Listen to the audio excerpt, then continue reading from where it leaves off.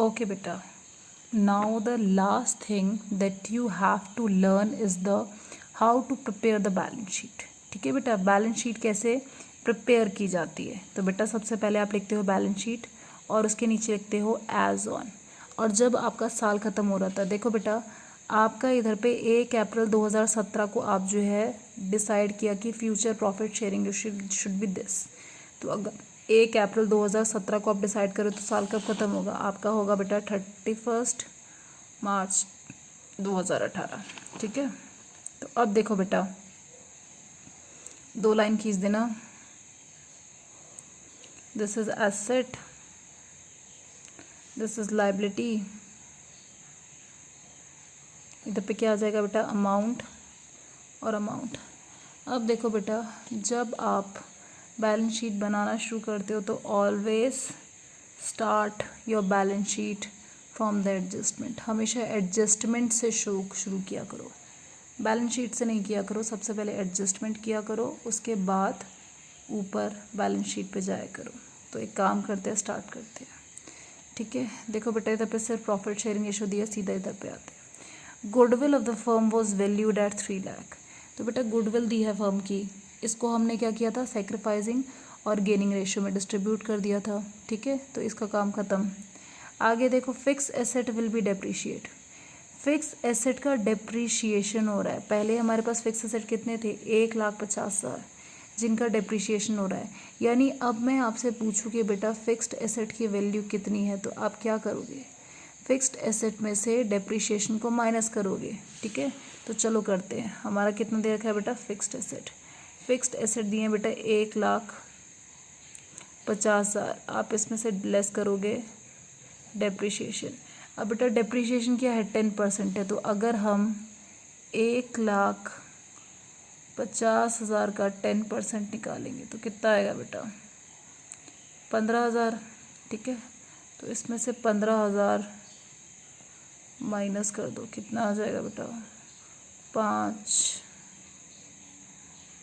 ठीक है, माइनस कर दिया, आया समझ। आगे देखो बेटा, expenses of ₹3,000 were paid by the firm for getting the value of fix asset certified. यानी आपने जो है कुछ खर्चे पे किए हैं। अब देखो बेटा आपको पता है हम कौन सा सिस्टम पढ़ते हैं, double entry system. Double entry system क्या बोलता है कि जो भी एडजस्टमेंट्स होती हैं बैलेंस शीट के नीचे, जो भी चीज़ें दी होती हैं, हर चीज़ को 2 जगह पे आपको शो करना होता है। कितनी जगह पे शो करते हो बेटा, 2 जगह पे शो करते हो। ये बेटा एक तो आपका रिवैल्यूएशन में गया, ठीक है, आपने एक इसे रिवैल्यूएशन में शो कर दिया। दूसरा कहाँ शो करोगे, दूसरा शो करोगे बैलेंस शीट में। 3,000 आपकी लायबिलिटी आ जाएगी। तो ये आपका आ जाएगा बेटा एक्सपेंसेस ऑन एसेट, शो कर दो, दैट इज़ 3,000। ठीक है, आगे देखो बेटा capital of the partner will be in proportion to the new profit sharing ratio. देखो सिंपल पूरा चाह रहा है कि ओल्ड पार्टनर के आपको न्यू रेशियो के अकॉर्डिंग कैपिटल निकालने हैं। तो बेटा अब न्यू बैलेंस शीट में जो आप कैपिटल शो करोगे वो आपके न्यू कैपिटल होंगे। न्यू कैपिटल क्या निकले थे बेटा, ए का निकला था 40,000, बी का कितना निकला था बेटा 40,000, और सी का कितना निकला था 40,000। तो कितना आ जाएगा बेटा 1,20,000। ठीक है, अब एक चीज़ देखो, इट इज़ वेरी इंपॉर्टेंट। देखो बेटा जब आपने कैपिटल अकाउंट बनाया था तो इनके बीच में कुछ डिफरेंस निकला था। ये 40,000 थी, ये 1,00,000 थी, तो आपको बराबर करनी थी फिगर। इधर पे 1,00,000 लिख दिया, डिफरेंस कितना है 60,000। तो हमने इसे किस में ट्रांसफ़र किया, करंट अकाउंट। इसको भी किस में किया, करंट अकाउंट। तो बेटा ये जो करंट अकाउंट दिए होते हैं ना, इनको बैलेंस शीट में लिखा जाता है। ये वाला जो करंट अकाउंट होता है इसे इस साइड पे लिख दो। ठीक है, और बेटा ये वाला जो करंट अकाउंट होता है, यानी ये जो करंट अकाउंट होता है बैलेंस शीट की इस साइड पे लिख दो, और ये वाला जो करंट अकाउंट होता है इसको इस साइड लिख दो। यानी ये इस वाली साइड लाइबिलिटी में शो कर दो और ये वाला इसमें। अब देखो बेटा ये आपका जो करंट अकाउंट दे रखा है ये किसका है, ए का। कितना है बेटा 60,000। तो ये जो है ना नीचे वाली लाइन में लिख दो, नीचे बैलेंस शीट की नीचे वाली। अगर आप बैलेंस शीट बेटा बनाते हो, ठीक है, तो ये कौन सी होती है, एसेट साइड, और ये कौन सी होती है, लाइबिलिटी। तो इसको लाइबिलिटी में लिख दो और इसको एसेट में लिख दो। ये करंट किसका करंट अकाउंट है बेटा, ए का। तो आप लिखोगे बेटा ए करंट अकाउंट। कितना है बेटा 60,000। और इधर पे किसका करंट अकाउंट है बेटा, इससे सी का करंट अकाउंट, तो ये वाला नीचे एसेट साइड आ जाएगा। तो आप इधर पे लिखोगे कितना है बेटा 60,000। ठीक है, आगे देखो बेटा, ये आपके एडजस्टमेंट्स पूरे हो गए। अब बैलेंस शीट पे आ जाओ। फिक्स एसेट की एडजस्टमेंट हम कर चुके हैं, ठीक है। अब बचे करंट एसेट। देखो बेटा, अगर आपके पास कोई एसेट है स्टार्टिंग में और अगर आप उसे सेल आउट नहीं कर रहे, मतलब वो आज भी आपके पास है, तो आपका करंट एसेट एसेट है तो एसेट ही रहेंगे। तो इसे आप न्यू बैलेंस शीट में भी शो कर दोगे। दैट इज़ करंट एसेट कितना आ जाएगा बेटा, ये आ जाएगा 65,000। ठीक है, ये हो गया आपका एसेट साइड कंप्लीट। अब देखो बेटा, लाइबिलिटी साइड आ जाते हैं। कैपिटल हम दिखा चुके हैं। रिज़र्व फंड, अगर आपको बेटा याद हो तो रिज़र्व फंड को हम डिस्ट्रीब्यूट कर चुके हैं कैपिटल के पार्टनर्स कैपिटल अकाउंट में। और अगर रिज़र्व फंड को डिस्ट्रीब्यूट किया जा चुका है तो अब आपके पास ही रिज़र्व नहीं बचे, आपकी जो गुल्लक थी वो तोड़ दी और सब में बांट दी। तो जब बांट दी तो अब आपके पास नहीं है, तो आप इसे नहीं लिखोगे क्योंकि ये डिस्ट्रीब्यूट हो गई। नेक्स्ट क्या है बेटा, क्रेडिटर।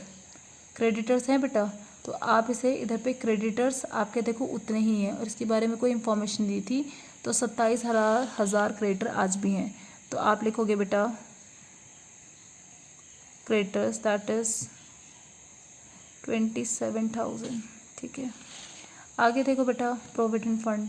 मैंने आपको बताया था बेटा, जो प्रोविडेंट फंड होता है वो कभी भी डिस्ट्रीब्यूट नहीं होता, वो एज इट इज़ वैसे ही रहता है। तो कितना है बेटा 50,000। ये हमेशा हमारी बैलेंस शीट में शो किया जाता है, पिछली में भी था तो अभी भी शो करेंगे। ठीक है, तो हमारा इधर पे कितना आ जाएगा बेटा, पीएफ आ जाएगा बेटा 50,000। ठीक है, बस अब इसे टोटल कर लो। ये गलती इस तरह पे आ गया, कितना आ जाएगा बेटा 000 10 6 5 6 6 कितना हो गया 10 6 7 7 + 3 10 10 16 कितना हो गया 2,60,000। ठीक है, अब यहाँ पे देखते कितना आ रहा है हमारा। ये हो गया 3 + 7 10। नेक्स्ट कितना है यहाँ पे, कितना हो जाएगा 3 9 14 16। यस, तो बेटा देखो हमारी बैलेंस शीट मैच कर गई। बैलेंस शीट कोई इतनी हार्ड नहीं होती जितनी आप लोगों ने बना दी है। सिंपली आप पहले एडजस्टमेंट से शुरू करो, उसके बाद बैलेंस शीट में देखो आपके पास क्या क्या रह गया है। ठीक है, आपने अगर कोई रिजर्व फंड डिस्ट्रीब्यूट कर दिया है तो ठीक है, अदरवाइज़ उसे आप शो कर सकते हो। तो इधर पर डिस्ट्रीब्यूट कर चुके थे तो इसलिए रिजर्व फंड को शो नहीं किया गया। एम्प्लॉय फंड शो कर दिया। कैपिटल अकाउंट हमारे न्यू आ जाएंगे। करंट अकाउंट के साथ कुछ नहीं हुआ था। फिक्स एसेट पे डिप्रिशिएशन चार्ज हो गया। और उसके बाद बस इसमें एक चीज़ ये थी, ये करंट अकाउंट, इधर पे बस ये करंट अकाउंट यही था आपका इसमें न्यू एलिमेंट। ठीक है, तो ये जो करंट अकाउंट है, तो अगर कैपिटल के इस तरफ करंट अकाउंट आ रहा है तो इसे नीचे इस साइड उतार दो। इस साइड करंट अकाउंट है तो इधर पे उतार दो, बस आपको कुछ नहीं करना। अगर इधर पे करंट अकाउंट बैलेंस आ रहा है तो इसे इधर पे लिख दो, इधर पे करंट अकाउंट बैलेंस आ रहा है तो इधर पे लिख दो। सो बेटा दैट्स ऑल। ये आपका जो क्वेश्चन नंबर 2 था ये आपका पूरा हो गया। इसमें general entry, revaluation, capital and balance sheet, everything is done. ठीक है, तो बेटा अब हम कर रहे थे क्वेश्चन नंबर 34 कर रहे थे, है ना हम लोग। बेटा 34 भी एग्जैक्टली डिट्टो ऐसा ही है। तो आप लोग इस वीडियो को एक बार समझना है, 2 बार देखो, 3 बार देखो, समझ आएगा। इतनी हार्ड लैंग्वेज में नहीं समझाया है। आप लोग अपने दिमाग में फितूर पाल के बैठ गए हो कि नहीं समझ नहीं आती है। कोशिश तो करो, आ जाएगी। ठीक है बेटा, तो आप लोग इसे करो। इसको करने के बाद क्वेश्चन नंबर 34 सॉल्व करके देखना। ठीक है बेटा, और 34 सॉल्व करने के बाद फिर हम लोग क्लास में एक नया प्रैक्टिकल करेंगे, बिल्कुल एग्जैक्टली ऐसे ही, जिसमें आपको ये सब बनाना होगा। ठीक है, तो आपका जब 4 बजे कल क्लास होगी, 4 4 बजे नहीं, 3 बजे जो भी क्लास होगी आपका, I don't remember the time, उसमें हम क्वेश्चन करेंगे, फिर मैं देखूँगी आपको कितने अच्छे से आया। सो दैट्स ऑल बेटा।